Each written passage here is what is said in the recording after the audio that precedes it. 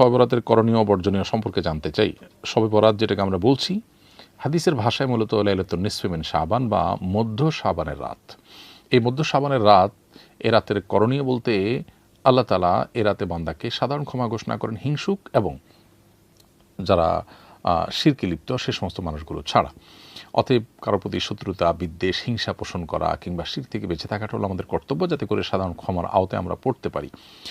এ রাতে সারা রাত জেগে নামাজ পড়ার জন্য স্পেশাল বা বিশেষ কোনো নির্দেশনা, কোনো বিশুদ্ধ হাদিস দ্বারা প্রমাণিত হয়নি। তবে এ সম্পর্কিত, এ রাতের ফজিলত সম্পর্কিত আরও বিভিন্ন হাদিস বর্ণিত হয়েছে, যেগুলো বেশিরভাগই দাইফ।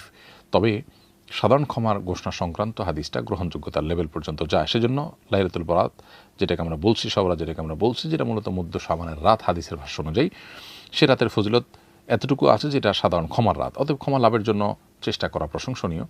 কিন্তু এর বাইরে মন গড়া অনেক বিষয় আছে যেগুলো এই রাতকে ঘিরে আমাদের সমাজে হয়ে থাকে। হালুয়া রুটি থেকে নিয়ে পটকা বা আতশবাজি করানো, পটকা ফুটানো, আতশবাজি করা, তারপর আলোকসজ্জা করা, অনেক মসজিদ, অনেক দিনই প্রতিষ্ঠান আলোকসজ্জা করা হয়।